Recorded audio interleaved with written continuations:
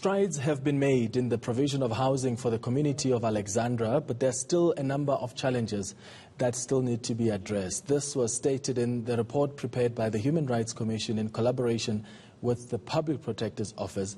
The joint investigation was launched over 2 years ago after a spate of violent service delivery protests in the township. For more on this, I'm joined by Vusumuzi Dlamini, who is with the Office of the Public Protector. Vusumuzi, thank you so much for joining us. So the Public Protector's Office, from my understanding, is it focused more on maladministration. What have you found? Well, thanks, Clement, and good afternoon to the viewers. Yes, in the main, the findings of the Public Protector, especially on the seat of Johannesburg, relates to issues of service delivery, lack of basic municipal services, which manifests itself in a form of unhygienic conditions in the hostels, lack of waste removal, which you find in almost each and every corridor in Alexandra, lack of maintenance at the Alexandra Cemetery, which itself has also been turned into a dumping site, broken fence on the cemetery itself, whereby you even find the cemetery being used by residents as a walk path to the other side of the township.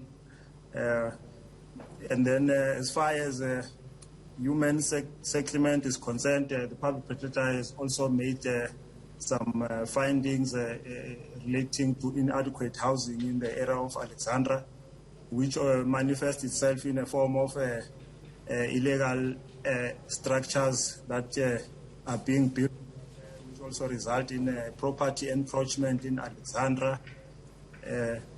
Then we also recorded some findings against the Department of Social Development in Gauteng.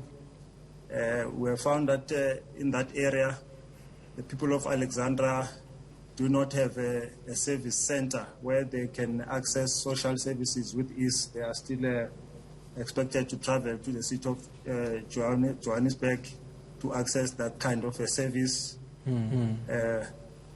Clement, in the main, those are some of the findings that were recorded by the Public Protector in this investigation.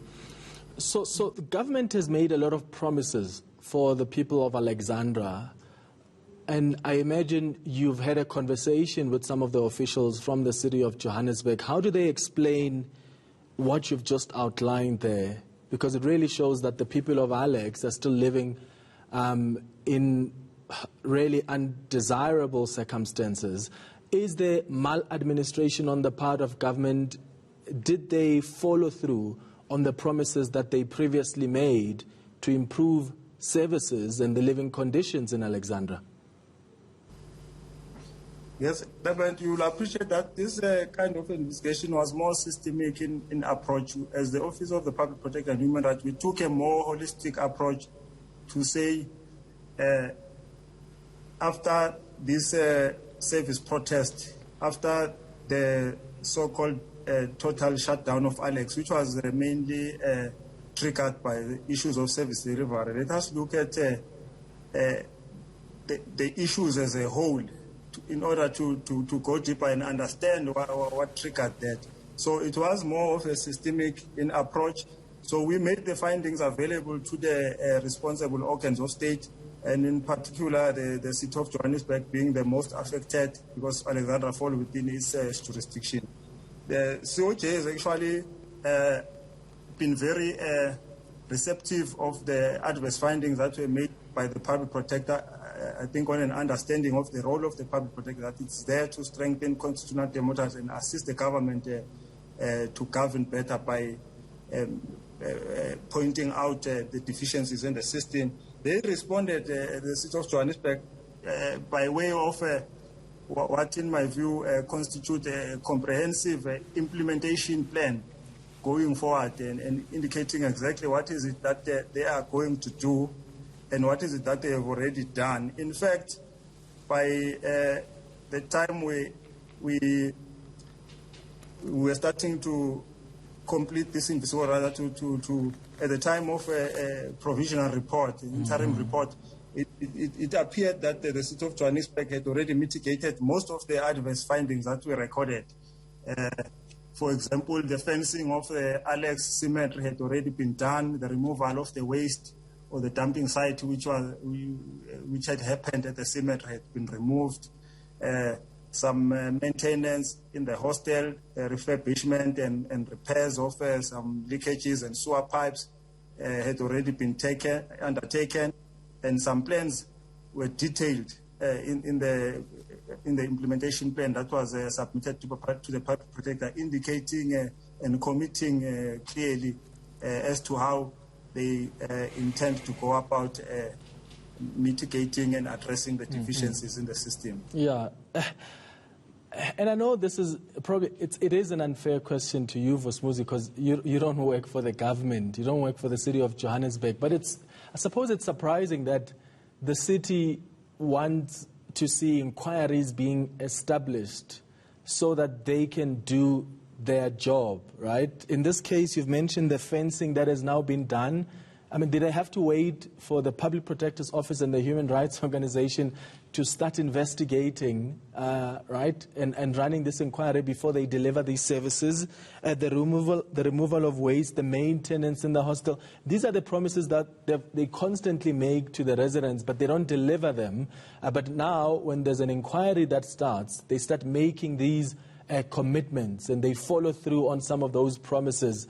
Was there a comment made either by your office as the Public Protector or by the Human Rights Commission to raise that issue, that maybe they need to start the culture of just doing their job, right, providing the services, and stop waiting for inquiries like this one to be established? Clement, I wouldn't say that there wasn't services, there wasn't municipal services at all in Alexandra prior to this investigation, but what the investigation has served to do was to highlight the deficiencies, the shortcomings. Alexandra, as it were, it's one of the popular areas, and remains an attractive entry point for most of the people emigrating from rural areas to Johannesburg. They may find their way to Gauteng in Alexandra, through Alexandra. So you will also appreciate that there will always be a strain on the services to Alexandra. I don't purport to speak for the city, but yes, as the Public Protector, we found that much as there has been, for example, chemical toilets, as this is highlighted in our report, but such, for example, will be shared by many families, up to 7 families, for example. Each family will comprise maybe 3 to 5 members, so that is inadequate. So in the view of Public Protector, that those are areas that needs to be attended to. There were also issues of relating to law enforcement, which was also found to be inadequate, especially in relation to bylaws. The Public Protector has also flagged that and brought it to the attention of the relevant authorities, such as SAPS and Johannesburg Metropolis, to attend to. All right. Vusumuzi, thank you so much for your time. I really appreciate it. That was Vusumuzi Dlamini from the Office of the Public Protector.